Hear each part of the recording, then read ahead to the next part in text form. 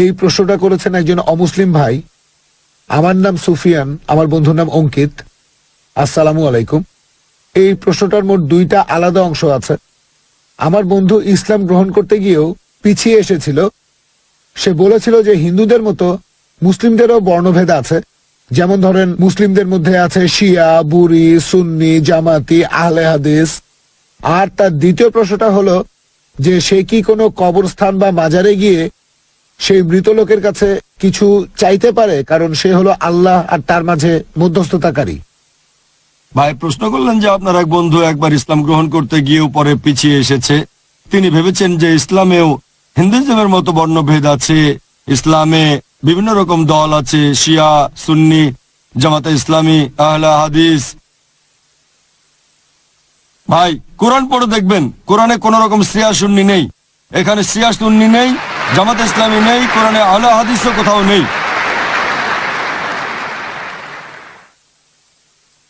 কোরআনের ব্যাপারে কি বলছে? পবিত্র কোরআনে সূরা আলে ইমরান অধ্যায় নম্বর 3 আয়াত নম্বর 103, ওয়াতাসিমু বিহাবলিল্লাহি জামিআ ওয়ালা তাফাররাকু।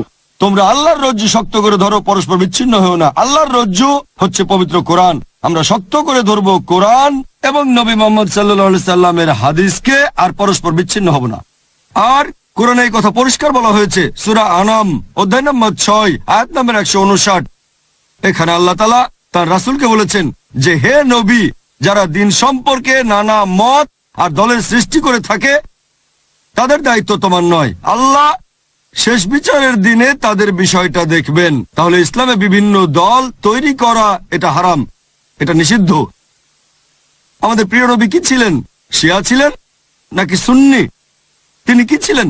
আমাদের নবী মুহাম্মদ সাল্লাল্লাহু আলাইহি ওয়াসাল্লাম ছিলেন একজন মুসলিম। আর সেই কারণেই যখন দাওয়ার মাস্টার কির কথা বলেছিলাম সূরা আলে ইমরান অধ্যায় 3 আয়াত 64 বলা হয়েছে তাআলা ইলা কালিমাতিন সাওয়াইন বাইনা বাইনাকুম আল্লা না'বুদা ইল্লাল্লাহ ওয়ালা নুশরিকা বিহি শাইয়্যান ওয়ালা ইয়াত্তাখিযা বা'দুনা বা'দান আরবাবান মিন দুনিল্লাহ ফাইনতাওয়াল্লাউ ফাকুলু শাহাদু বিআন্না মুসলিমুন। অর্থাৎ বলো তোমরা সাক্ষী থাকো আমরা মুসলিম, আল্লাহ তাআলার কাছে আত্মসমর্পণ করি। তাহলে মুসলিম হচ্ছে সেই লোক যে আল্লাহ তাআলার কাছে আত্মসমর্পণ করে।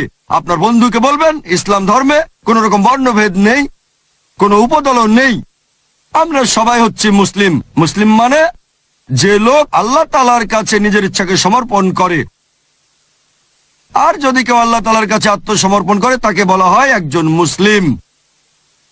আর যদি আল্লাহর কাছে কিছু চান, আল্লাহ কোরআনে বলেছেন সূরা ফাতিহা অধ্যায় নম্বর 1 আয়াত নম্বর 5, ইয়াকা না'বুদু ওয়া ইয়াকা নাস্তাইন। আমরা শুধু তোমার ইবাদত করি, শুধু তোমার কাছে সাহায্য চাই। আল্লাহ বলেছেন সূরা গাফির অধ্যায় নম্বর 40 আয়াত নম্বর 60, তোমরা আমাকে ডাকো আমি তোমাদের ডাকে সাড়া দেব। তাহলে যদি আল্লাহর কাছে কিছু চান, সরাসরি তার কাছেই চান, এটাই সবচেয়ে ভালো আর সবচেয়ে লজিক্যাল। আশা করি উত্তরটা পেয়েছেন। হ্যাঁ বোন। আসসালামু আলাইকুম। এই প্রশ্নটা করেছেন একজন অমুসলিম বোন, ওর নাম হচ্ছে অপূর্বা, ও একজন ছাত্রী। প্রশ্নটা হলো যে ভারতে মুসলিমরা কেন বন্দে মাতরম শব্দটা উচ্চারণ করতে চায় না।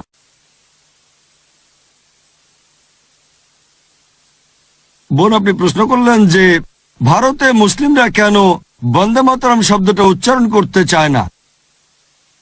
এটা বেশ কমন একটা প্রশ্ন যে মুসলিমরা কেন বন্দে মাতরম শব্দটা বলতে চায় না। প্রেস কনফারেন্সে প্রশ্নটা করা হয়েছিল, কনফারেন্সের শুরুতে করেছিল প্রেস মিডিয়া।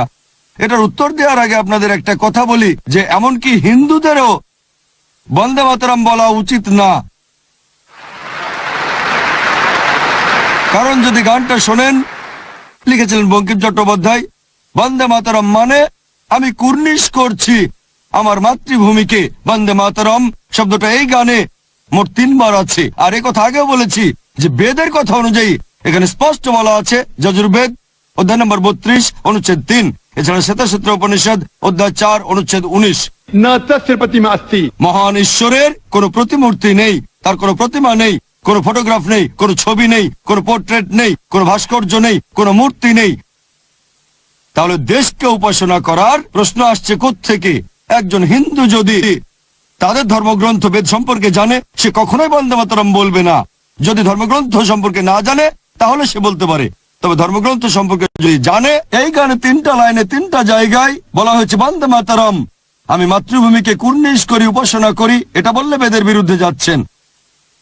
এখন মুসলিমদের ব্যাপারে যদি বলি, গানের মোট 12টা লাইন কোরআন এবং সহিহ হাদিসের বিরুদ্ধে যায়। 3 বার বলা হয়েছে আমি আমার মাতৃভূমিকে কুর্নিশ করি, এটা পুরোপুরি নিষিদ্ধ। ইসলাম ধর্মে আমরা কুর্নিশ করি শুধুমাত্র আল্লাহ সুবহানাহু ওয়া তাআলাকে। আমরা মুসলিমরা যদি আমাদের দেশের আইন সৃষ্টিকর্তার আইনের বিরুদ্ধে না যায়, আমরা সে আইন মেনে চলব। আমরা দেশকে ভালোবাসি, দেশকে সাহায্য করতে চাই, দেশটাকে উন্নত করতে চাই, প্রয়োজন হলে সত্যের খাতিরে দেশের জন্য জীবনও দিতে প্রস্তুত। তবে আমরা উপাসনা করতে পারবো না, কারণ আমরা উপাসনা করি শুধুমাত্র আল্লাহ তাআলার। শুধুমাত্র আল্লাহ তাআলার ইবাদত করা উচিত। আর এই দেশে স্রষ্টাকে আল্লাহ, সর্বশক্তিমান ঈশ্বর। তাহলে আমরা কেন সৃষ্টির উপাসনা করব? আমরা উপাসনা করব স্রষ্টাকে, সৃষ্টিকে নয়।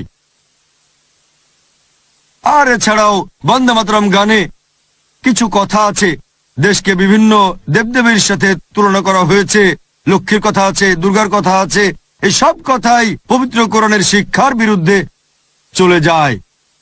আর আপনি যদি ইতিহাস পড়ে দেখেন, কয়েক বছর আগে এটা ছিল রাজনৈতিক বিষয়। এই গানটা লিখেছিলেন 1860 বা 70-এর দশকে বঙ্কিম চট্টোপাধ্যায়। এর উদ্দেশ্য ছিল আসলে রাজনৈতিক, আর এখনো উদ্দেশ্যটা রাজনৈতিকই আছে। বুঝতে পারছে না, এটা তাদের ধর্মের বিরুদ্ধেও যাচ্ছে। এই গানটা বন্দে মাতরম তাদের নিজেদের ধর্মের বিরুদ্ধেই যাচ্ছে। তাই আমি বলবো, শুধু মুসলিম নয়, আমি হিন্দুদের উদ্দেশ্যেও বলবো যে আপনারা বন্দে মাতরম বলবেন না।